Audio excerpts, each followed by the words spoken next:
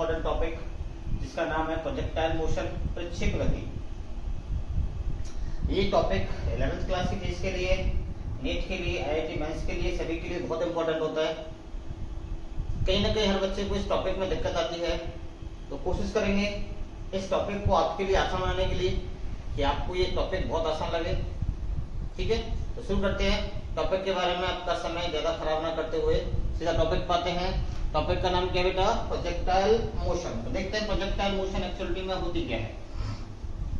प्रक्षेप गति। बेटा बात किसी कर रहे हैं? प्रक्षेप गति की, प्रोजेक्टाइल मोशन की। प्रक्षेप गति,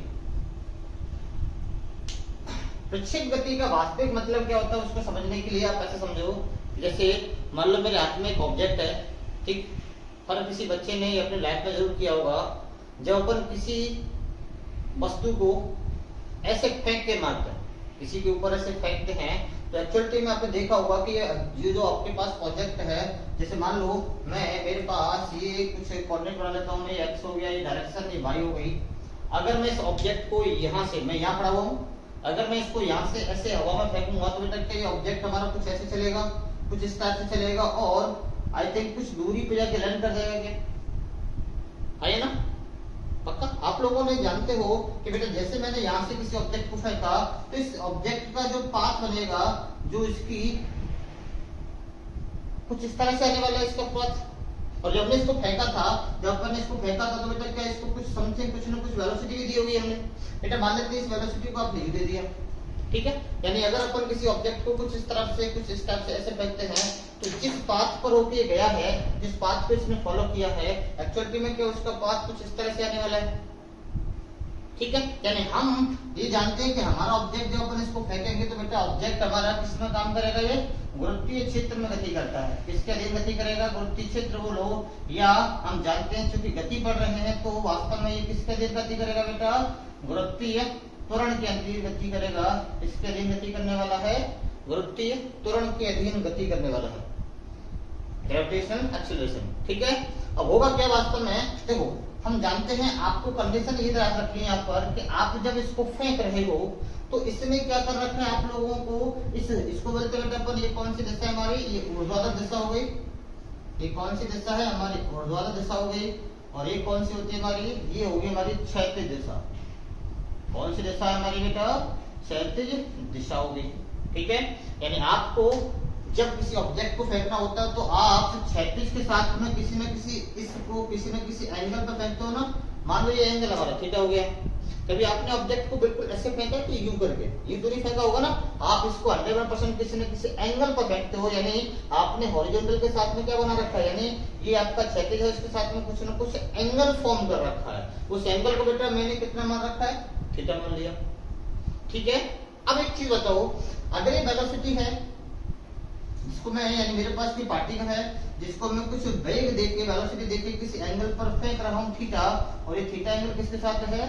क्षैतिज के साथ है। तो हम ये जानते हैं बेटा कि अगर वेलोसिटी है तो बेटा इससे का एक कंपोनेंट इधर मिलेगा जिसको बोलते हैं अपन u cos थीटा, और इसका जो इसके जस्ट लंबवत घटक होता है ये परपेंडिकुलर, ये वाला कंपोनेंट ये कौन सा होता है हमारा? u sin थीटा, ठीक है। तो पहली बात तो अपन बात करते हैं, इसके बारे में वापस आएंगे। पहले समझो कि प्रक्षेप गति का मतलब क्या होता है। यानी जब किसी वस्तु को, ठीक है, जब किसी वस्तु को, ऑब्जेक्ट को किसमें छेड़ा बेटा? गुरुत्वीय क्षेत्र के अधीन। एंगल कितना रखना है आपको? कोण का जो मान रखना है वो कितना? 0 से 90 डिग्री के बीच। इसमें कंडीशन होती है कि आपका थीटा कभी भी 90 नहीं हो सकता, क्योंकि 90 हो जाएगा तो वास्तव में क्या होगा बेटा? ये ऑब्जेक्ट आपका बिल्कुल स्ट्रेट चलेगा ऐसे और लौट के वापस आ जाएगा, यानी ये डिस्टेंस कवर नहीं करेगा। किस दिशा में? क्षैतिज दिशा में, ठीक है। तो आपको जो अपने ऑब्जेक्ट को फेंकना है, पार्टिकल को यानी वस्तु को फेंकना है, वो 0 से लेकर 90 डिग्री के बीच में फेंकना है, ठीक है। यानी यहाँ पर एंगल का मान 90 डिग्री नहीं होगा, और इस 90 के अलावा जितने भी एंगल पर आप फेंकोगे तो 100% आपका ऑब्जेक्ट का जो पाथ है वो कुछ इस तरह से बनेगा, ठीक है। तो प्रक्षेप गति का मतलब वापस समझते हैं। प्रक्षेप गति का मतलब क्या होता है कि जब किसी वस्तु को 90 डिग्री के अतिरिक्त अन्य किसी कोण पर, आप चाहो तो ले सकते हो, जब किसी वस्तु को 90 डिग्री के अतिरिक्त अन्य किसी कोण पर गुरुत्वीय त्वरण के अधीन, समझ रही है? आप चाहो तो इसको नोट कर सकते हो कि जब कोई वस्तु 90 डिग्री के अतिरिक्त अन्य किसी कोण पर गुरुत्वीय त्वरण के दिन गति करती है, तो जो वस्तु जिसको फेंका था उस वस्तु को तो अपन बोलते हैं बेटा प्रक्षेप। क्या बोलते हैं इसको? ये वस्तु कहलाती है हमारी प्रक्षेप, प्रोजेक्टाइल। और जो इसका इस तरह का पाथ है, उसकी गति है, उस गति को क्या बोलते हैं बेटा अपन? ये गति होती है हमारी प्रक्षेप गति। ठीक है, कोई समस्या? बढ़िया। तो एक्चुअली में वस्तु को फेंका उसको तो बोल दिया प्रक्षेप, और जो वस्तु ने गति की उस गति को क्या बोल दिया हमने? प्रक्षेप गति। इसमें कंडीशन क्या है कि कोण 90 डिग्री का नहीं होना चाहिए, क्योंकि 90 डिग्री वाले केस में वस्तु गुरुत्वीय त्वरण के दिन गति तो करती है, लेकिन बेटा वो क्षैतिज दिशा में डिस्टेंस ट्रेवल नहीं करती है, ऊर्ध्वाधर दिशा में जाएगी, कुछ हाइट गेन करेगी और लौट के वापस उसी पॉइंट पर आ जाएगी जहां से आपने इसको प्रोजेक्ट किया था। समझ में आ गया? कोई समस्या? चले आगे। तो अभी हमारे पास एक प्रक्षेप है, वस्तु है, ऑब्जेक्ट है, जिसको हमने u वेग से क्षैतिज के साथ में किसी एंगल थीटा पर फेंका हुआ है। तो होगा क्या? इस वेलोसिटी का एक घटक मुझे इस क्षैतिज दिशा में मिलने वाला है, जिसका नाम है u cos थीटा, जिसकी वैल्यू है u cos थीटा। और इस वेलोसिटी का एक घटक बेटा हमें कहाँ मिलने वाला है? ऊर्ध्वाधर दिशा मिलेगा, जिसकी वैल्यू है u sin थीटा। कोई समस्या? यहाँ तक आपको समझ में आ गया? चले आगे। ठीक,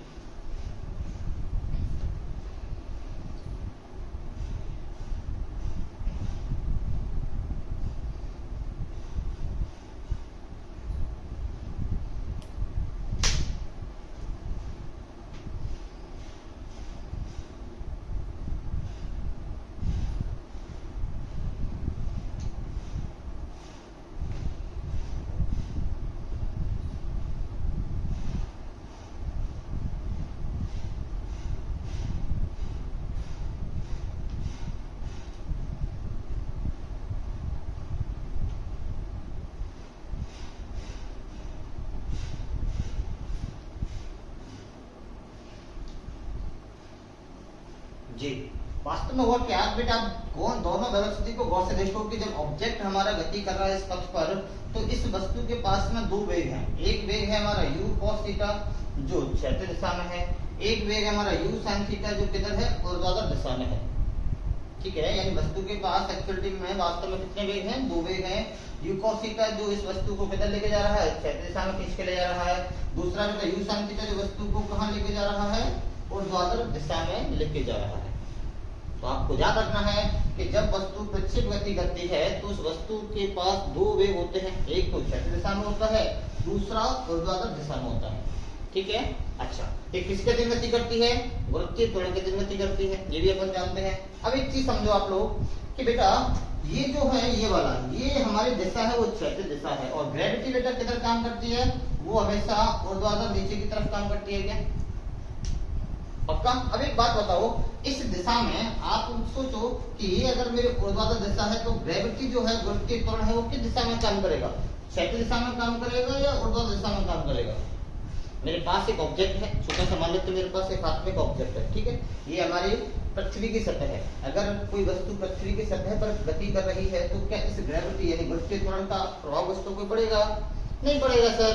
ये प्रभाव कब देखने को मिलता है? ये प्रभाव तब देखने को मिलेगा जब आप किसी वस्तु को किसी हाइट से बेटा सतह से आप ऊपर लेके जाओ और यहाँ से अगर छोड़ेंगे तो क्या करेगी? गुरुत्वीय त्वरण क्या करेगा? इस वस्तु को अपनी तरफ वापस खींच लेगा। लेकिन जो वस्तु क्षैतिज दिशा में गति कर रही है उस पर इसका कोई प्रभाव नहीं पड़ेगा। तो सोचो ये जो वेग है ये हमारी वस्तु को किधर लेके जा रहा है? क्षैतिज दिशा में। तो इसका मतलब इस वेग पर इस त्वरण का कोई प्रभाव पड़ने वाला नहीं है। और ये जो u sin थीटा वो हमारी वस्तु को कहाँ लेके जा रहा है? ऊर्ध्वाधर दिशा में। इसका मतलब हवा में जो गति हो रही है वस्तु की वो किसकी वजह से हो रही है? u sin theta. और जो क्षैतिज दिशा में ये जो समतल पर गति हो रही है वो किसकी वजह से हो रही है? u cos थीटा की वजह से। ठीक है, तो होगा क्या? जैसे मान लो वस्तु कुछ समय के बाद यहाँ पहुंचेगी, इसके बाद यहाँ पहुंचेगी, यहाँ भी आएगी बेटा, यहाँ भी पहुंचेगी, यहाँ ही पहुंचेगी, न जाने कितने सारे पॉइंट है इसके अंदर। तो जब g की बात करेंगे अपन, गुरुत्वीय त्वरण की बात करेंगे, तो एक्चुअली में g यहाँ लग रहा होगा, इस बिंदु पर g कुछ ऐसे लगेगा, इस बिंदु पर g कुछ ऐसे लगेगा, और यहाँ पर g कुछ इस तरह से लगेगा, यहाँ g कुछ इस तरह से लगेगा। ठीक है, कोई समस्या? अब एक बात बताओ बेटे, जब आपका ये वस्तु यहाँ पहुंच जाएगी यहाँ पर, तो देखो ये हमारा इसका वेग की दिशा हो गई। ठीक है, और ये अगर बात करें इसको ब्रेक करें तो बेटा देखो ये वाला बनेगा हमारा एक वेलोसिटी का ये वाला घटक, और एक बन जाएगा ऊपर की तरफ। समझ में आ गया? तो ये जो त्वरण है वो किसके ऊपर प्रभाव डालेगा, इस वाले के और इस वाले के। एक त्वरण की दिशा में हम जानते हैं अगर वेग और त्वरण समान दिशा में है तो वेग बढ़ जाता है, और अगर वेग और त्वरण विपरीत दिशा में है तो वेग कम हो जाता है। लेकिन 90 डिग्री पर है या किसी और 90 डिग्री पर है तो त्वरण वेग पर कोई प्रभाव डालेगा नहीं, और अगर नहीं डालेगा तो होगा क्या वास्तव में जी बेटा, होगा क्या कि आप या ये जो u cos थीटा है उस पर कोई प्रभाव पड़ने वाला नहीं है। किसकी वजह से, गुरुत्वीय त्वरण की वजह से, और इस पर कोई प्रभाव नहीं पड़ेगा। तो ये हमेशा यानी यहाँ से लेके यहाँ तक जब वस्तु गति करेगी तो इसका मान हमेशा कैसा रहता है, नियत रहता है।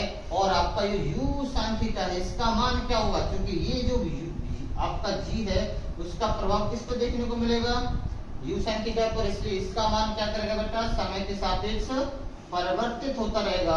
क्या करेगा, समय के सापेक्ष परिवर्तित होता रहेगा। ठीक है, तो चलते हैं अब समझते बेटा इस चीजों को, थोड़ी सी शॉर्ट में समझते हैं इनको। अभी हमारे लिए ये वस्तु थी कुछ इस प्रकार से बेटा, इसने इस तरह से गति किया, हमने इसको इस तरह से u वेग से फेंका था किसी कोण थीटा पर, ये घटक कितना निकल गया था u cos थीटा, और ये घटक कितना बना था u sin थीटा। ठीक है, तो समझते बेटा। अब मैंने आपको क्या बताया अभी कि वास्तव में ये जो गति है वो दो गतियों का संयुक्त प्रभाव था, एक तो क्षैतिज गति थी और एक कौन सी थी, ऊर्ध्वाधर। ऊर्ध्वाधर में क्या हो रहा है, अगर देखा जाए तो ये जो बेटा, ये मान लो मेरे पास ये वस्तु है जिसको मैंने फेंका था, जिसको अपन प्रक्षेप कह रहे हैं, तो इसके पास एक वेग है, किधर है, ऊपर की तरफ ये रहा, जिसको हमने बोल लिया u sin थीटा। ठीक है, और इसी के पास जैसे अगर मान है तो इसी के पास एक वेग और है जो किधर है बेटा, u cos थीटा। ये कौन सी दिशा होगी हमारी, ये हो गई क्षैतिज दिशा, और ये वाली जो है वो कौन सी बेटा, हमारी ऊर्ध्वाधर दिशा। ठीक है, ये ऊर्ध्वाधर दिशा हो गई। कोई समस्या? अब इन दोनों को गौर से देखो आप लोग कि ये जो वेग है वस्तु का, ये जो वेग है वो क्या करेगा एक्चुअली में, देखो क्षैतिज के साथ में कोण 90 का बना रहा है, और ये वेग और क्षैतिज के बीच में कोण 90 का है, तो वास्तव में होगा क्या कि जो वेग है वस्तु को ऊपर लेके जाएगा, किसी हाइट पर लेके जाएगा यहाँ, और किसी समथिंग मैक्सिमम हाइट पर पहुंचाएगा, और जब मैक्सिमम हाइट पर पहुंच चुकी होगी तो फिर वहां से क्या करेगा, इसको वापस लेके आएगा और उसी बिंदु पर लाके वहीं छोड़ देगा। ठीक है, और जबकि ये वाला घटक क्या करेगा, ये वाला घटक इस वस्तु को कहाँ लेके जाएगा, समथिंग कुछ ना कुछ यहाँ, यानी आपका जो ये वाला यहाँ से लेके यहाँ तक जो पहुंचाया था वो किस वाले में पहुंचाया, इस वाले में या इस वाले में। भाई आपकी जो दूरी है वो ऊर्ध्वाधर दिशा में तय की गई है या क्षैतिज दिशा में तय की गई है, तो आप कहेंगे सर कि ये जो दूरी है यहाँ से लेके यहाँ तक की वो क्षैतिज दिशा में तय की गई है, ना कि ऊर्ध्वाधर दिशा। ठीक है, अब इन दोनों गतियों को एक साथ देखो तो आपको ये दिख रहा होगा ये कौन सी गति है, ये होगी बेटा गुरुत्वीय त्वरण की अधीन गति। ठीक है, ये होगी गुरुत्वीय त्वरण के अधीन गति, और बेटा ये कौन सी होती है बाकी, ये होती है हमारी सरल रेखा में गति, सरल रेखा में गति, यानी इस पर त्वरण का कोई प्रभाव नहीं है। तो बेटा अगर मैं आपसे कहूं कि वास्तव में इन दोनों गतियों का ये संयुक्त रूप है, वही तो निकल के आया हमारा कौन, प्रक्षेप गति। यानी जब वस्तु पर दोनों गतियां यानी गुरुत्व की अधीन गति यानी मोशन अंडर ग्रेविटी, क्या बोलेंगे बेटा इसको, मोशन अंडर ग्रेविटी, और ये कौन सी बेटा, स्ट्रेट लाइन मोशन, इन दोनों गतियों का संयुक्त प्रभाव कौन होती है, हमारी प्रक्षेप गति होती है। दोनों को थोड़ा शॉर्ट में समझते हैं इनको, कि पहली बात तो वस्तु के पास u sin थीटा होता है, किस दिशा में, ऊर्ध्वाधर दिशा में, जिस पर किसका प्रभाव पड़ेगा, g का प्रभाव पड़ेगा, गुरुत्व के त्वरण का प्रभाव पड़ेगा, इसलिए इसका मान समय के सापेक्ष बदलता रहेगा। ठीक है, एक वेग और है वस्तु के पास u cos थीटा, जो कि दिशा में है, क्षैतिज दिशा में है। ठीक है, ये इस वाले वेग पर g का कोई प्रभाव पड़ता नहीं, क्योंकि ये वेग और g के बीच में कोण 90 का बनता है, तो दैट मींस इस वाले वेग पर g का कोई प्रभाव नहीं पड़ेगा। तो ये वाला वेग कैसा माना जाता है, इसको हमने क्या माना था, ये हमारा नियत हो गया था। कैसा वेग है, नियत वेग हो गया, यानी आप कहीं भी पहुंच जाओ, यहाँ पहुंचो, कहीं भी वस्तु आपकी कहीं भी हो, ये जो वेग है आपका u cos थीटा उसका मान कभी भी बदलने वाला नहीं है। जो बदलता है वो हर बिंदु पर कौन बदलता है बेटा, हमारा u sin थीटा, क्योंकि वास्तव में वस्तु को हवा में कौन सा लेके जा रहा है, u sin थीटा वस्तु को हवा में लेके जा रहा है, और ये u cos थीटा है वस्तु को क्षैतिज दिशा में गति करा रहा है। ठीक है, कोई समस्या बेटा? पक्का? तो अपन बोल सकते हैं कि वास्तव में प्रक्षेप गति क्या है? वस्तु की अधीन गति एवं सरल रेखा में गति का संयुक्त प्रभाव देखने को मिलता है किसके रूप में? प्रक्षेप गति के रूप में। ठीक है, बढ़िया। आपको जब भी इसको पढ़ना है प्रक्षेप गति को, तो आपको कुछ शब्द हैं, कुछ वैल्यूज है जिनको आपको डायरेक्टली समझना है और वो मैं आपको समझाने की कोशिश करूंगा। अगर आप उन चीजों को निकालना सीख गए तो दैट मीन्स आपको इस गति को पढ़ने में कोई समस्या नहीं होगी। ठीक है बेटा? तो अभी आपके लिए कुछ इस तरह से मैं डायग्राम वापस बना देता हूँ। ये x हो गया, ये हमारी y दिशा हो गई। x को बेटा हमने क्या बोला था? ये हमारी क्षैतिज दिशा थी और ये कौन सी थी? हमारी ऊर्ध्वाधर दिशा थी। ठीक है, ऊर्ध्वाधर, इसको y बोला था, इसको हमने x बोला था। यहाँ हमारे पास कोई एक प्रक्षेप था, प्रोजेक्टाइल था, जिसको हमने समथिंग कुछ u वेग देके और क्षैतिज के साथ में कितना कोण था? थीटा, और इसको फेंका था तो बेटा वस्तु कुछ इस तरह से गई थी, यहाँ से यूं और समथिंग कुछ यहाँ जाके पहुंच गई। ठीक है, ठीक, बढ़िया। और बेटा हमने ये बताया था कि इस u का ये वाला जो घटक आता है क्षैतिज दिशा में कितना आता है? u cos थीटा, और इधर कितना आता है हमारा? u sin theta. पक्का? अच्छा, इसमें से ये कैसा होता है हमारा? ये नियत घटक था, और ये कैसा था बेटा? ये हमारा कैसा है? परिवर्ती है। परिवर्ती का मतलब ये समय के सापेक्ष बदलता रहेगा, जबकि इसका मान हर बिंदु पर कैसा रहेगा? समान रहेगा, ये कभी बदलने वाला नहीं है। जैसे मान लो ये 40 आगे मान लो, तो हर बिंदु पर इसका मान कितना रहेगा? 40 रहेगा, जबकि इसका मान समय के सापेक्ष बदलता रहेगा। ठीक है, बढ़िया। तो मैं दोनों घटकों को, यानी एक तो मैं बेटा x दिशा की बात करूंगा, x दिशा में यानी क्षैतिज दिशा में, और एक मैं आपसे कर रहा हूँ y दिशा में। आप मेरे साथ में इन चीजों को समझने की कोशिश करो। x दिशा का मतलब हो गया क्षैतिज, और y दिशा का मतलब हो गया कौन सी बेटा? ऊर्ध्वाधर दिशा। ठीक है, अब हम आपसे कुछ चीजें पूछता हूँ, जैसे नंबर 1 कमेंट करना। तो नंबर 1 बारी बारी से। नंबर 1, अगर अपन बात करें कि प्रारंभिक वेग कितना है, इसकी बात करें बेटा, प्रारंभिक वेग, इनिशियल वेलोसिटी, ये आपकी सबसे पहले अपन किसकी बात करें बेटा? इनिशियल वेलोसिटी की। तो बताओ प्रारंभिक वेग x दिशा में कितना है? जब वस्तु मेरी यहाँ थी तो ये प्रारंभिक बिंदु है, जब ये प्रारंभिक बिंदु है तो बताओ इस वाली जगह पर वस्तु का x दिशा में वेग कितना है? u cos theta. तो बेटा ये कितना बन जाएगा हमारा? ये हो जाएगा u cos थीटा। ठीक है, और अपन जानते हैं बेटा प्रारंभिक वेग को हमेशा u से व्यक्त करते हैं क्या? तो ये हमारा u हो गया, लेकिन किस दिशा में हो गया? x वाली में, इसलिए कभी कभी अपन इसको ux लिख देंगे। तो ux का मतलब, u का मतलब प्रारंभिक वेग, और x का मतलब x दिशा में कितना आएगा? u cos theta. ठीक है, और अगर अपन बात करें बेटा y दिशा में, तो बताओ y दिशा में ये u y कितना आएगा? जी आपको देखो इस दिशा में कितना दिख रहा है हमें? प्रारंभिक में u sin थीटा। कोई समस्या? अच्छा, इसका मान तो नियत रहने वाला हर बिंदु पर, बट इसका मान प्रारंभ में इतना रहेगा, इसके बाद बदलना शुरू हो जाएगा। बदलना शुरू क्यों हो जाएगा? क्योंकि जो g है बेटा वो किधर लग रहा है? वो g नीचे की तरफ लगता है, यानी g का जो प्रभाव है वो किस पर देखने को मिलेगा? सिर्फ और सिर्फ ऊर्ध्वाधर दिशा में। ठीक है, बढ़िया। नंबर दूसरा अपन बात करें बेटा नंबर सेकंड की। नंबर सेकंड जी, त्वरण की बात करते हैं बेटा कि एक्चुअलिटी में त्वरण कितना है? जी सबसे पहले बात करेंगे x दिशा में त्वरण की। तो x दिशा में त्वरण बेटा, त्वरण को हमेशा a से व्यक्त करते हैं क्या? एक्सेलरेशन कितना हो गया हमारा? a हो गया, और दिशा कौन सी है हमारी? x वाली होगी। तो बताओ बेटा कितना आंसर आएगा? भाई इस वाले केस में सिर्फ और सिर्फ त्वरण कौन सा है? वर्ती त्वरण है। ठीक है, जो कि दिशा में काम कर रहा है, y दिशा में काम कर रहा है, इस g का x में कोई प्रभाव देखने को नहीं मिल रहा है, तो x दिशा में त्वरण का मान कितना आ जाएगा? 0 आ जाएगा। इसमें 0 क्यों आया? तो g जो है वो चेंज किसको कर रहा है बेटा? y वाले को कर रहेगा, x वाले को चेंज नहीं करेगा, तो x दिशा में त्वरण कितना हो गया? 0। और आपको खुद पता होना चाहिए कि अगर त्वरण है 0 तो दैट मींस इस वेग में कभी परिवर्तन होने वाला नहीं है, क्योंकि वेग में परिवर्तन को ही अपन क्या बोलते हैं? त्वरण कहते हैं क्या? जी y में बात करें बेटा, a y की बात करें तो देखते हैं a y कितना है बेटा? चेक करो a y वस्तु का वेग किधर है? ऊपर की ओर। g किधर काम कर रहा है? नीचे की ओर। तो वास्तव में कौन हो गया? एक तरह से रिटार्डेशन हो गया, मंदन हो गया, जो क्या करेगा? वस्तु के वेग को कम करेगा। हम जानते हैं, अगर आपको नहीं पता दोबारा सुनो, कि अगर वस्तु का वेग और त्वरण, बेटा वेग और त्वरण समान दिशा में होता है तो वेग की वैल्यू बढ़ना शुरू हो जाती है। ठीक है, और अगर वेग और त्वरण बेटा कैसे हो? एक दूसरे के विपरीत होते हैं तो वेलोसिटी हमारी कम होती है, यानी उसे कहते हैं, ये तो त्वरण हो गया और इसको क्या कहते हैं अपन? मंदन कहते हैं, रिटार्डेशन। तो सोचो इस वाले केस में वेग किधर है, ऊपर की ओर है, त्वरण किधर है, नीचे की ओर है। तो देखो इसकी और इसकी दिशा कैसी होगी, विपरीत हो गई क्या, विपरीत हो गई तो ये त्वरण हो गया, यानी वेग को बढ़ाएगा वेग को कम करेगा। तो आप कहोगे सर वेग को कम करेगा, क्योंकि ये वाला केस दे रखा है वेग हमारा कम होगा, और वेग कम होगा तो बेटा चेक करो अगर दोनों की दिशा विपरीत होती है त्वरण को क्या मानते हैं अपन लोग, क्या माइनस का मानते हैं, और कितनी वैल्यू इसकी जी, और जी आप जानती हो जी का मान कितना होता है बेटा हमारा 9.8 मीटर पर सेकंड स्क्वायर। सुविधा के लिए अपन इसको कभी कभी कितना मान लेते हैं 10 मीटर पर सेकंड स्क्वायर। ठीक है, तो माइनस का चिन्ह क्यों लगाया मैंने, दिशा की वजह से, क्योंकि वस्तु ऊपर जा रही है तो नीचे लग रहा है इसलिए इसमें माइनस लग गया।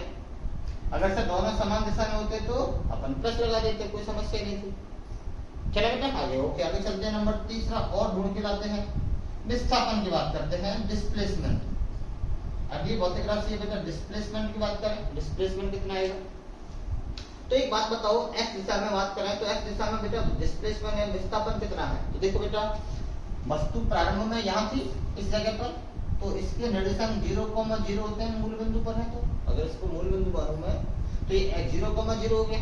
ठीक है, अच्छा क्या जब ये चली होगी तो कुछ इस पथ पर चली होगी और वास्तव में बेटा क्या यहाँ जाके पहुंच गई होगी, ये लैंड कर गई होगी, ये हमारा अंतिम बिंदु हो गया, ये प्रारंभिक बिंदु हो गया और ये कैसा हो गया अंतिम बिंदु हो गया।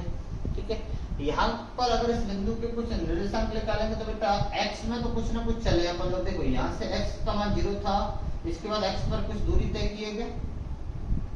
ठीक है, तो x पर दूरी को बेटा अपन वास्तव में r कहते हैं, r का मतलब होती है परास, ये जो यहाँ से लेके यहाँ तक की दूरी है उसको क्या बोलते हैं अपन लोग, परास कहते हैं, रेंज कहते हैं, रेंज का मतलब कैपिटल R, तो ये तो कैपिटल R हो गया।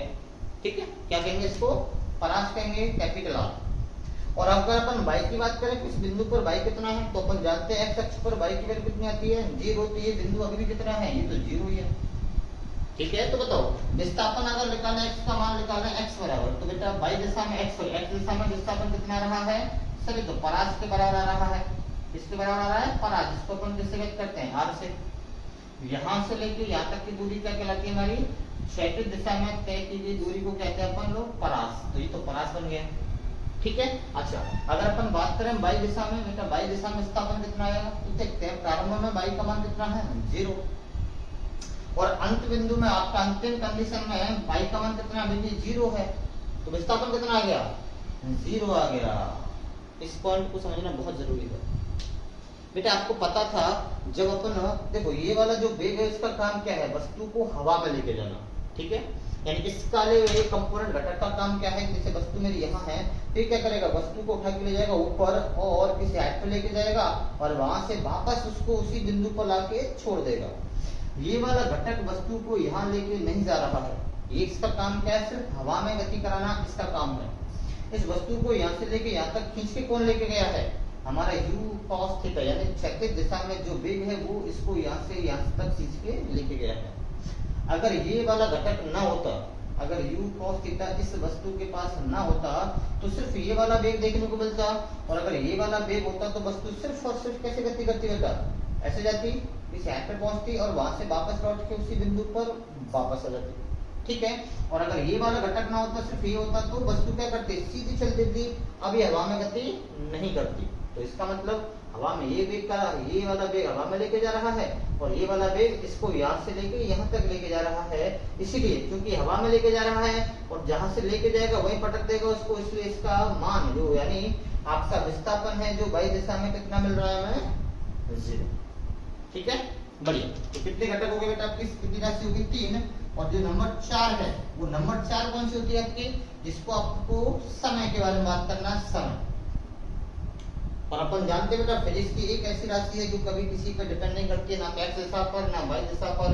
समय बेटा इसको t, अगर x में t है तो इधर भी कितना हो जाएगा, ये भी कितना होता है t होता है, ये कभी बदलता नहीं है, यानी इसको दिशा से कोई मतलब नहीं है कि वो x है या वो y है।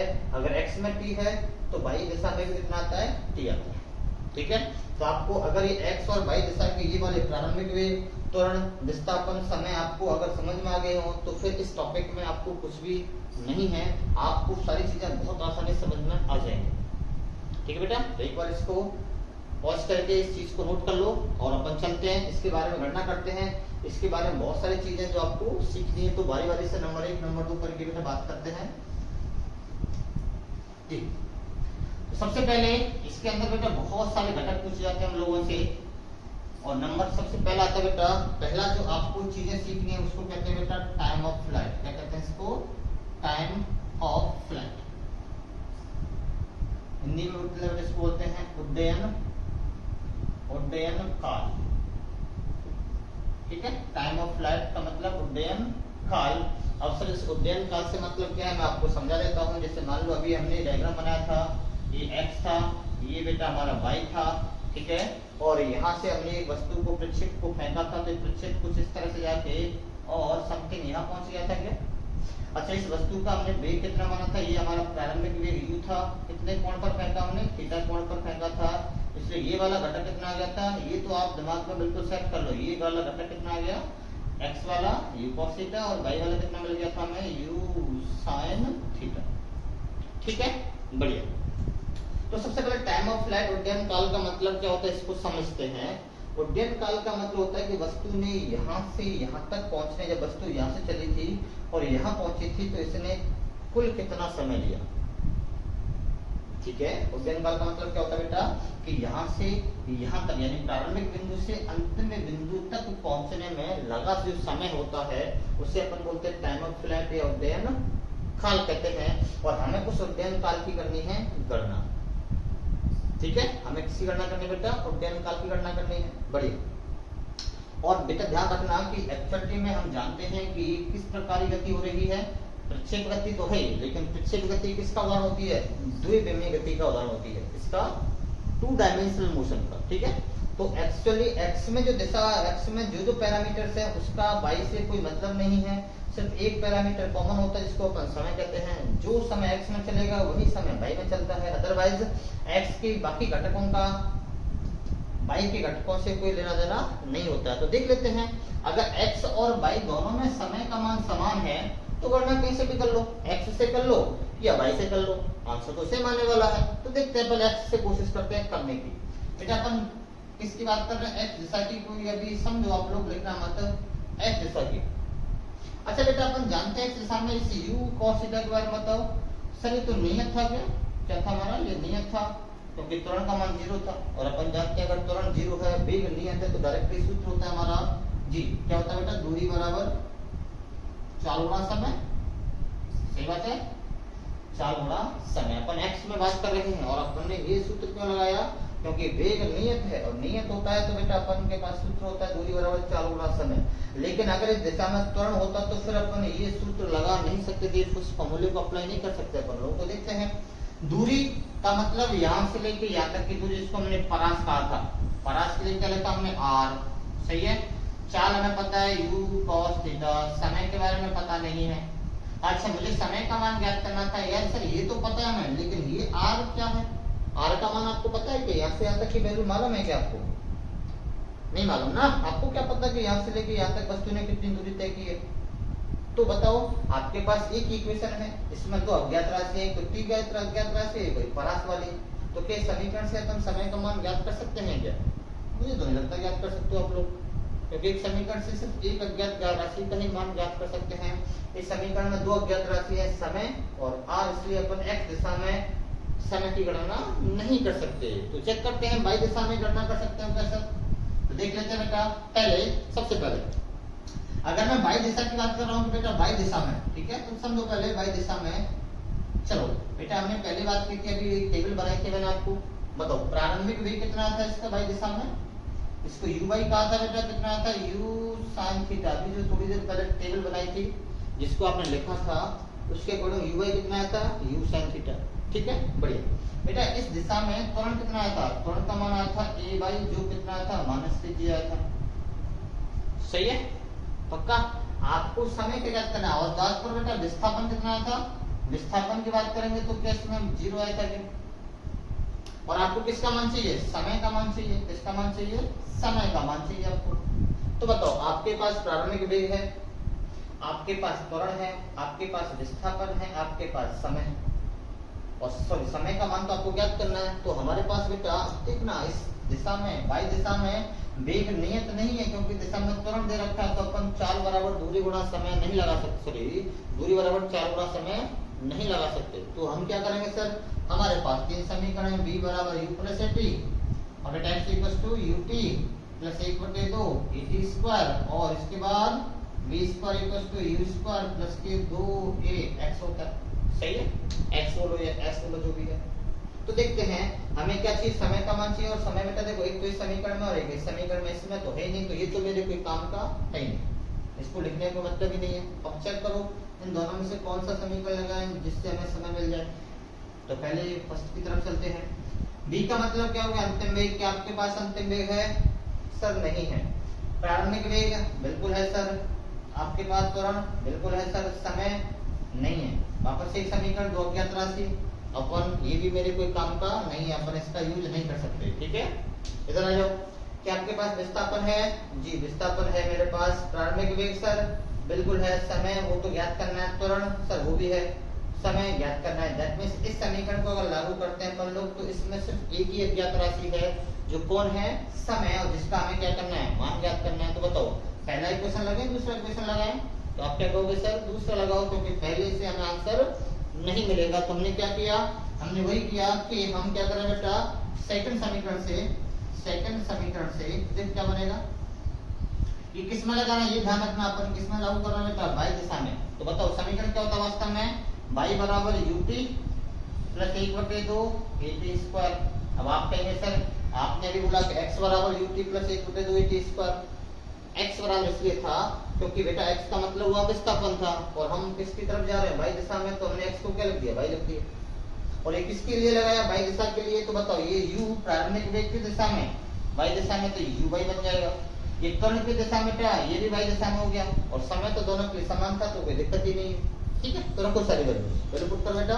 तो देखो विस्थापन कितना है आपके पास? ये 0 हो गया सर। अच्छा प्रारंभिक वेग कितना है आपका? ये हो गया सर u sin थीटा। समय का मतलब ये t हो गया। ठीक है, प्लस के 1/2 हो गया सर। ए वाई कितना है आपका? ए वाई की वैल्यू माइनस के g हो गई और टी स्क्वायर का मतलब टी स्क्वायर हो गया।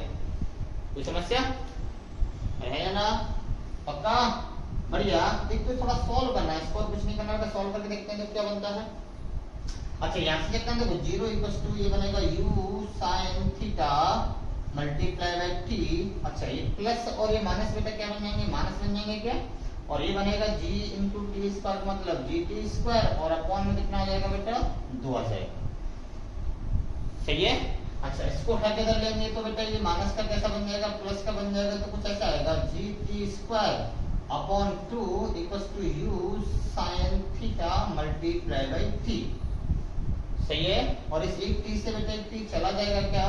और हमें किसकी वैल्यू चाहिए थी? t की। तो t की वैल्यू फाइंड आउट करने के लिए क्या अपन क्रॉस मल्टीप्लाई कर दें? तो क्रॉस मल्टीप्लाई करेंगे तो 2 यहाँ जाएगा तो बन जाएगा 2u sin थीटा और ये g भाई साहब कहाँ जाएंगे? ये g भाई साहब इधर से जाएंगे इस तरह से, तो g का डिवाइड हो जाएगा बेटा, तो ये बन जाएगा g नीचे आ जाएगा। पक्का? तो इस तरह से समय की वैल्यू कितनी आती है? समय आता है 2u sin theta upon g। यानी वस्तु ने यहाँ से लेके यहाँ तक पहुंचने में कितना समय लगाया? वो लगाया 2u sin theta upon g। इसको क्या बोलते हैं अपन? टाइम ऑफ फ्लाइट, उड्डयन काल। और इसका मान ज्ञात करने के लिए आपको दो चीज चाहिए होती है। एक तो हमें चाहिए होता है इस प्रारंभिक वेग। क्वेश्चन आएगा आपके लिए किसी वस्तु को 25 या 20 40 जो भी है मीटर पर सेकंड से 30 डिग्री 45 60 कितने कोण पर फेंका जाए, बताओ इतने कोण पर फेंक रहे हैं तो समय का मान ज्ञात करो। तो u दे रखा होगा, थीटा दे रखा होगा, g आप जानती हो, सारी वैल्यू पुट करेंगे तो ये हमारे पास किसका मान आएगा? समय का 2u sin theta upon g। अगर आपने गति त्वरण की अधीन गति पढ़ रखी थी तो बेटा वहां हमने पढ़ा था कि जब किसी वस्तु को ऊर्ध्वाधर ऊपर की ओर फेंक सकते हैं, कैसे फेंके बेटा? ऊर्ध्वाधर ऊपर की तरफ फेंकते हैं तो वहां फॉर्मूला कुछ ऐसे आता है 2u अपॉन g। कैसे मिलते हैं हमें? 2u अपॉन g, क्योंकि वस्तु ऐसे पहुंचती है हाइट पर, इसके बाद वापस से ड्रॉप आती है और ऊपर जाने में लौट के आने में कितना समय लगता है? 2u upon g। यहाँ पर कुछ और आ रहा है 2u sin theta upon g, लेकिन अगर आप इसको गौर से देखोगे तो ये जो लिखा हुआ u sin थीटा बेटा ये भी कौन है? इसको देखो क्या बेटा हमने इसको u बाई लिखा था क्या? u sin थीटा को वास्तव में क्या लिखा था? u प्रारंभिक वेग बाई दिशा में, तो देखो ये क्या बनेगा? 2u by upon g। यानी ये जो फॉर्मूला है और ये फॉर्मूला दोनों कैसे होते हैं? सेम होते हैं।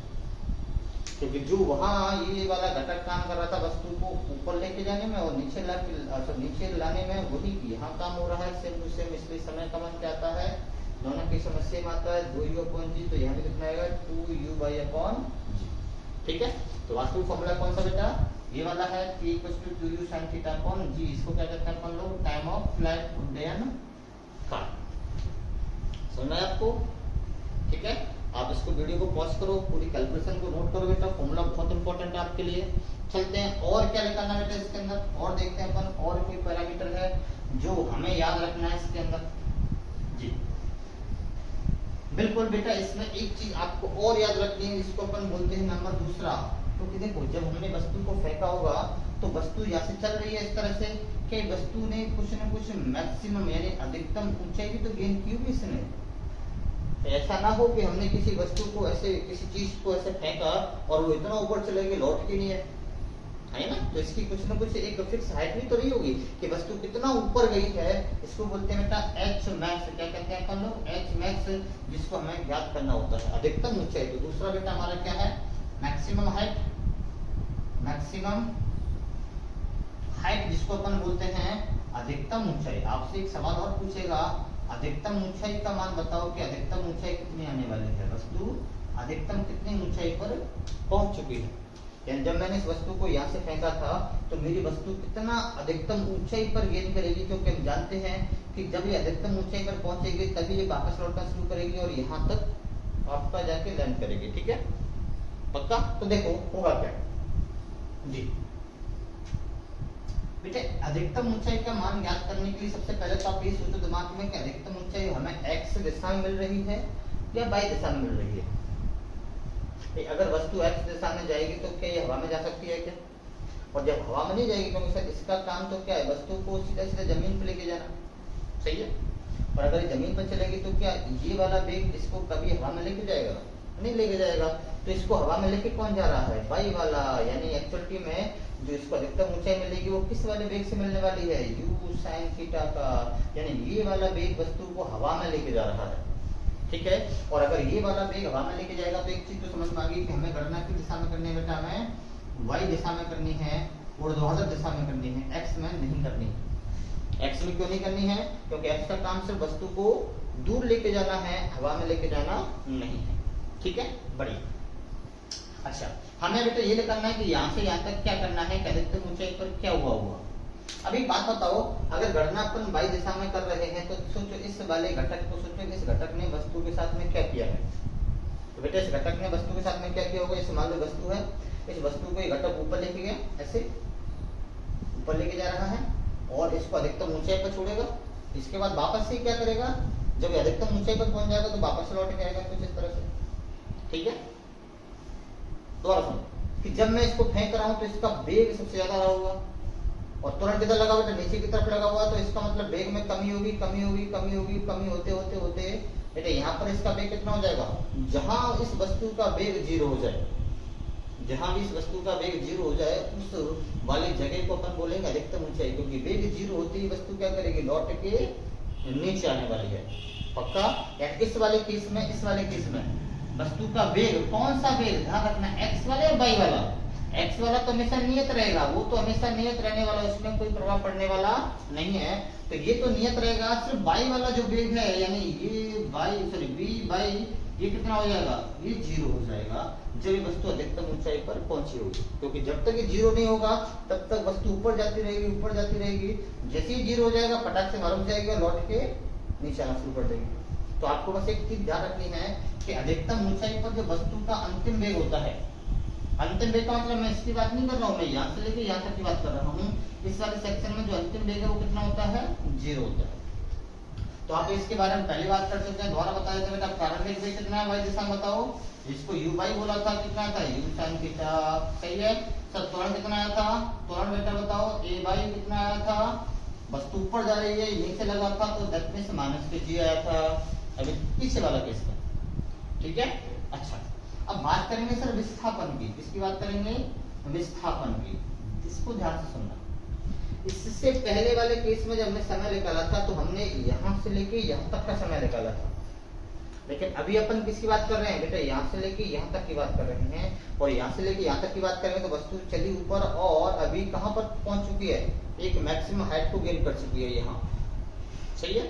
और अगर यहाँ पहुंच चुकी है तो दैट मींस अब देखो इन दोनों केस में विस्थापन जीरो नहीं है, विस्थापन बिल्कुल जीरो नहीं है, क्योंकि अभी ये कुछ न कुछ हाइट पर है। तो देखो क्या आपको ये वाला मार्कर और इस वाले मार्कर के बीच में कुछ दूरी दिख रही है आपको, एक्चुअली में ये दोनों के मध्य की जो न्यूनतम दूरी है वही विस्थापन का काम करेगा। और ये न्यूनतम दूरी है कितनी, क्या ये अधिकतम ऊंचाई के बराबर है, इसलिए ये विस्थापन जो बनता है यहाँ पर बेटा वो कितना मिलता है आपका, यानी जो बाई की वैल्यू आएगी, बाई इक्वल टू कितना आएगी, एच मैक्स हो जाएगी इस वाले केस में। अब ये जीरो होने वाला नहीं है, ये विस्थापन बाई दिशा में जीरो कब होता है, वस्तु यहाँ से लेके यहाँ पहुंच जाती है तो जीरो आएगा, लेकिन जब यहाँ से यहाँ तक है तो अभी इसका जो बाई का मान है, देखो अगर मैं बात करूं आपको थोड़ा सा और सिखाऊं, देखो यहाँ पर चेक करते हैं, इस वाले बिंदु के निर्देशांक क्या रहे होंगे, बाई वाले वाले, यहाँ पर 0,0 था, यहाँ कुछ न कुछ x का मान आया होगा, मुझे उस x के मान से मतलब नहीं है, ठीक है। आप ये बताओ कि बाई का मान कितना है यहाँ पर, क्या बेटा ये बाई का मान है h मैक्स हो गया ना। तो देखो प्रारंभ में बाई कितना था 0, अब कितना हो गया h मैक्स हो गया, तो इन दोनों का अंतर क्या बन जाएगा, विस्थापन बन जाएगा। तो दैट मींस विस्थापन कितना आएगा बेटा, हमारा h मैक्स आ जाएगा, और आपको इसी विस्थापन की वैल्यू फाइंड आउट करनी है, पक्का, बढ़िया। समय का मान पता नहीं आपको, यहाँ से लेके यहाँ तक कितना समय वो नहीं पता आपको फिलहाल। तो देखते हैं अपन आंसर क्या निकालना है। वापस से बेटा हमारे पास वही तीन समीकरण थे, b equal to u plus at, दूसरा क्या था x equal to ut plus 1/2 at square, और तीसरा क्या था v square equal to u square plus के 2ax, ठीक है। चेक करते हैं पहले वाले समीकरण में हमारे पास, देखो बेटा एक चीज और ध्यान रख लेना, अपन ने पहले बोल रखा है कि बेटा यहाँ पर अंतिम वेग कितना आ गया आपका, अंतिम वेग, अधिकतम ऊंचाई की बात करें तो लोग अधिकतम ऊंचाई पर अंतिम वेग v बाई कितना दे रखा है, यहाँ पर ये 0 दे रखा है, कितना बेटा 0, क्योंकि अधिकतम ऊंचाई पर वस्तु का वेग कितना हो जाता है, 0 हो जाता है।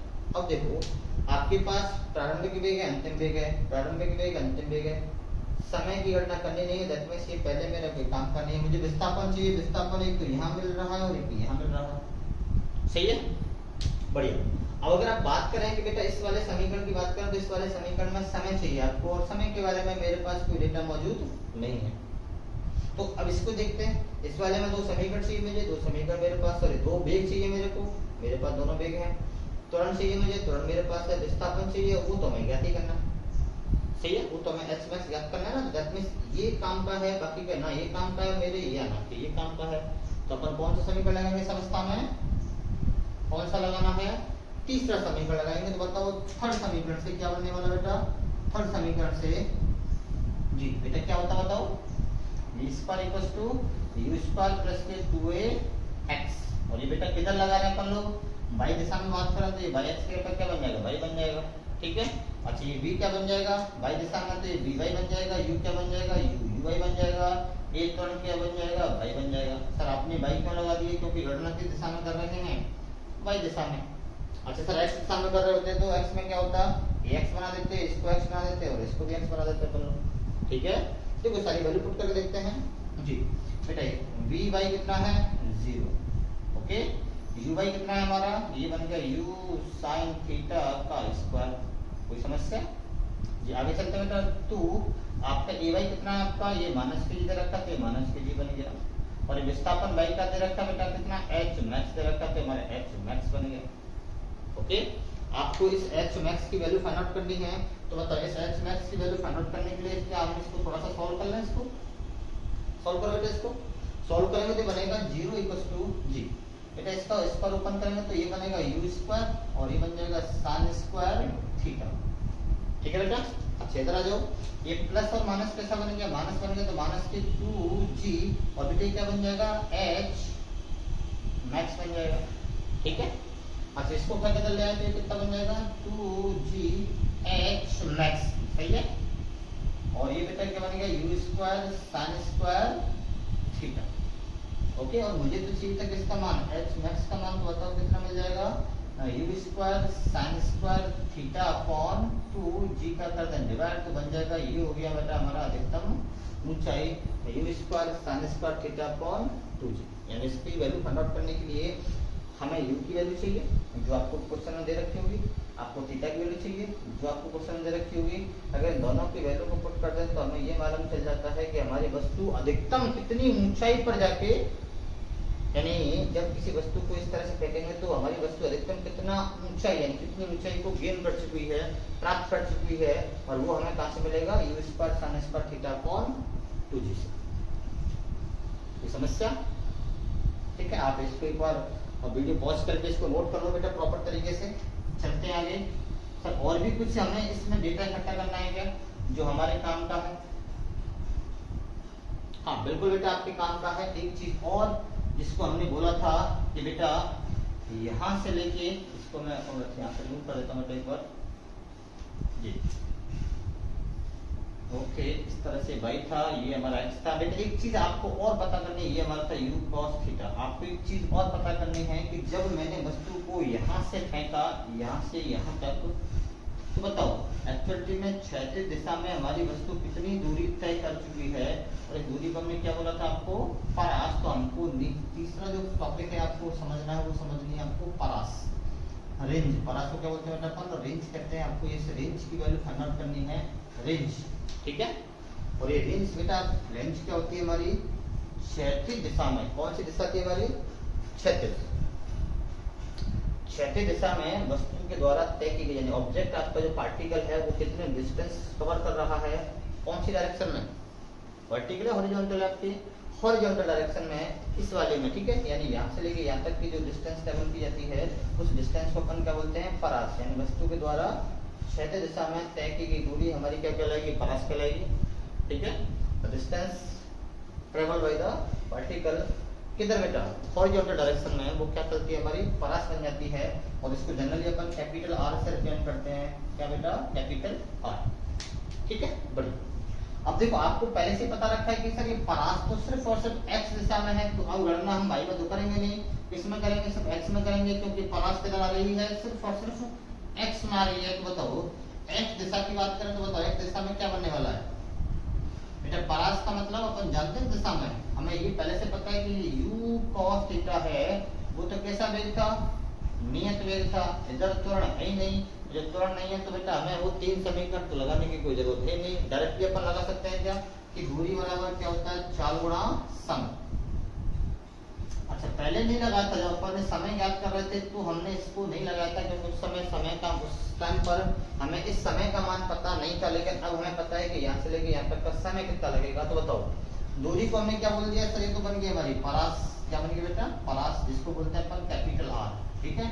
इक्वल्स टू चाल कितनी है आपकी, u cos थीटा, और समय को बेटा अपन ने t बोल देते हैं। और इस समय यहाँ से लेके यहाँ तक का जो समय था वो अपन पहले नंबर 1 में निकाल चुके थे, इसको हमने क्या बोला था, टाइम ऑफ फ्लाइट उड्डयन काल बोला था।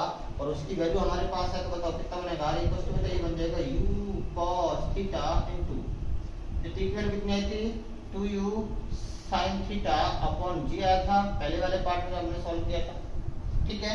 और इसको थोड़ा सॉल्व करेंगे तो r इक्वल्स टू देखो u इनटू u का मतलब बन गया u स्क्वायर इनटू इसके पास 2 है, साथ में sin थीटा है, साथ में cos थीटा है, और अपॉन बेटा कौन है हमारा, g है पक्का। और आपको पता है कि यहाँ से लेके यहाँ तक ये लिखा हुआ 2 sin थीटा ये cos थीटा, ये किसका फॉर्मूला होता है, 2 sin थीटा cos थीटा, ये बेटा किसका फॉर्मूला है, ये तो हमारा sin 2 थीटा का फॉर्मूला होता है क्या। अच्छा इसको अगर अपन पुट करें तो कुछ ऐसे बनेगा, देखना एक बार, ये बन जाएगा r इक्वल्स टू बेटा हाँ जी u स्क्वायर का मतलब u स्क्वायर, और ये बन जाएगा sin 2 theta 2 theta upon g। बड़े काम का फॉर्मूला आपका ये होती है बेटा हमारी क्षैतिज परास, जिसको अपन गणना करते हैं, जिसकी वैल्यू आती है बेटा u square sin 2 theta upon g ठीक है पक्का। इसमें बहुत सारी वैरायटीज है, आपको जो सीखनी है वैरायटी के बारे में बताओ कि इसमें कौन कौन से फॉर्मूले हमें खाम लेने हैं। कई बार ऐसा होता है कि कुछ एंगल हमें कुछ टेढ़े मेढ़े दे दिए जाते हैं, तो ये फॉर्मूला हमें यानी इस फॉर्मूले से हमें आंसर नहीं मिल पाता। तो आपको चीज समझनी है कि एक्चुअली में या तो आप फॉर्मूला याद रखो r equals to 2u square sin theta cos theta upon g, जो थोड़ा सा याद रखना पड़ा यार, इम्पॉसिबल सा होता है। या आप याद रखो u square sin 2 theta upon g, थोड़ा आसान सा लग रहा है आपको, लेकिन मैंने क्या बोला कि कभी कभी एंगल्स कोण आपके ऐसे दे दिए जाते हैं जिनको याद रखना थोड़ा सा असंभव होता है, ठीक है, यानी जिनकी वैल्यू ज्ञात करना थोड़ा सा असंभव होता है, तो आप एक काम करो, आप मुझे थोड़ा सा बताओ बेटा, ये जो लिखा हुआ u cos थीटा, क्या अपन ने इसको u x लिखा था क्या स्टार्टिंग में? ये तो x दिशा में वस्तु का प्रारंभिक वेग है, और ये जो लिखा हुआ u sin थीटा ये कौन है? ये y दिशा में वस्तु का प्रारंभिक वेग है, सही है। और अगर ऐसी बात है देखना, यहाँ से r की वैल्यू और क्या बन सकती है हमारी, ये बन गया ux, ये 2 है, इसके पास 2 को बाहर निकाल देते हैं, इसके जगह पर लगता है ux, यहाँ क्या लगता है अपन लोग u बाई, और अपॉन में बेटा क्या लगते हैं g। एक फॉर्मूला आपको ये ध्यान रखना है मेरे अकॉर्डिंग बेटा, एक तो इसको याद रखो और एक इसको याद रखो।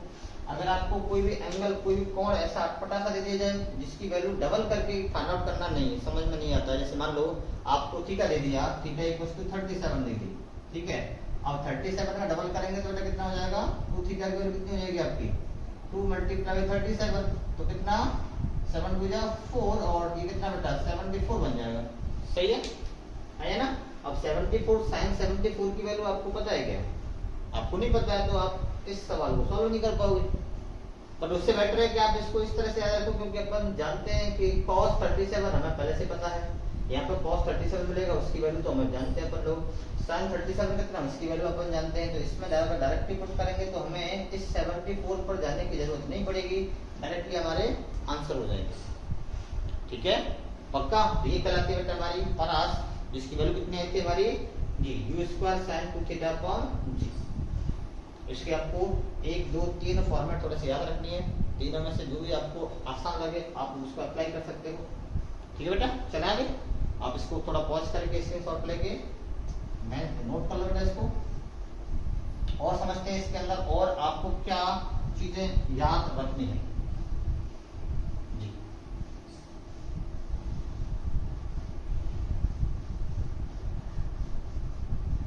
बेटा हम बात कर रहे थे अभी थोड़ी देर पहले परास की, किसकी बात कर रहे हैं बेटा अपन, परास की बात कर रहे थे, और परास का r का फॉर्मूला बन गया हमारा u² sin 2 थीटा अपॉन जी, पक्का बड़ी। अब आपसे एक सवाल पूछा जाएगा कि अगर मुझे इस परास के मान को अधिकतम करना है, क्या करना बेटा, अधिकतम करना है, तो बताओ इस थीटा का मान कितना लिया जाए कि मुझे इस जो परास है रेंज है उसका मान अधिकतम मिल जाए, ठीक है।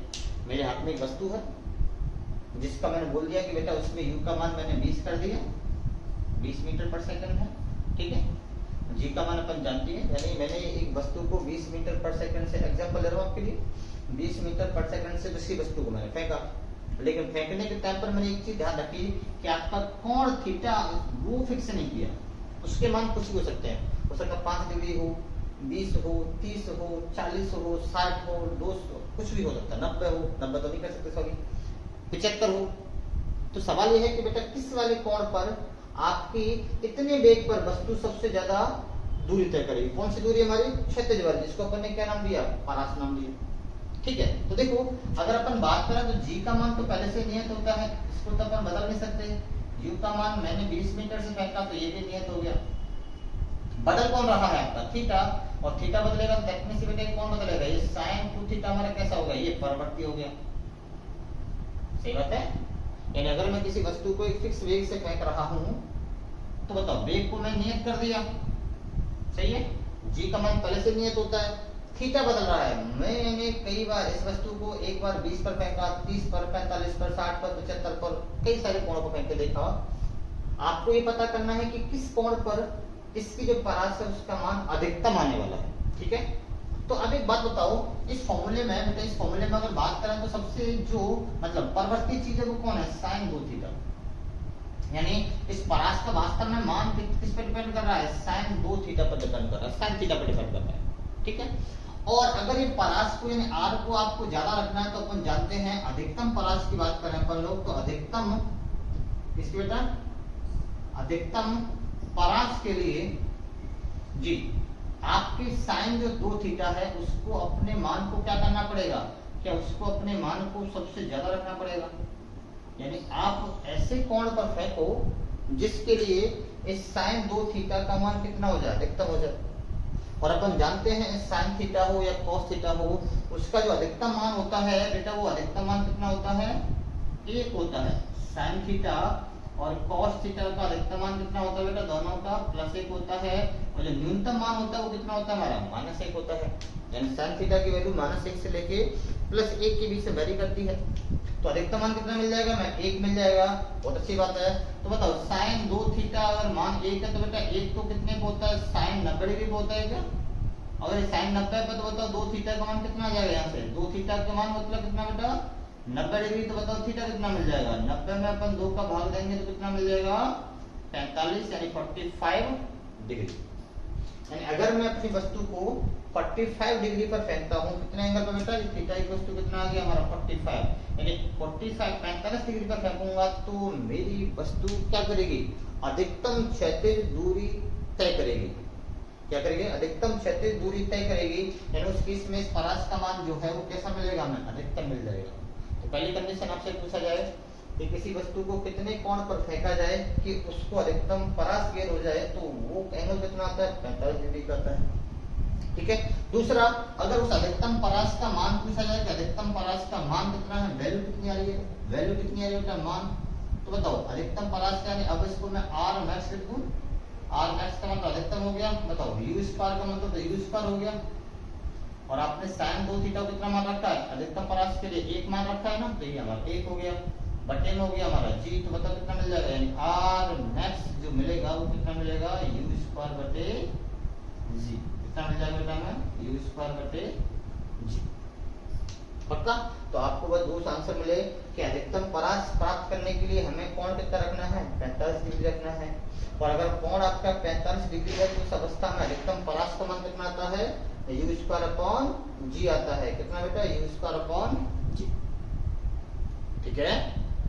तो उम्मीद है कि आपको ये टॉपिक समझ में आया होगा। तो आपको 3 टॉपिक याद रखने हैं, उद्यन काल, अधिकतम ऊंचाई और क्षैतिज परास। आपसे इसी के बारे में सवाल पूछे जाते हैं। एक टॉपिक इसी से संबंधित और होता है जिसको अपन बात डिस्कस करेंगे नेक्स्ट वीडियो में। आज के लिए धन्यवाद। अगर आपको वीडियो अच्छा लगा हो तो प्लीज कमेंट करके बताना, कहीं कोई डाउट है तो भी कमेंट करके बताना। मिलते हैं आपसे नेक्स्ट वीडियो में, तब तक आप पढ़ाई करो अच्छी तरह से।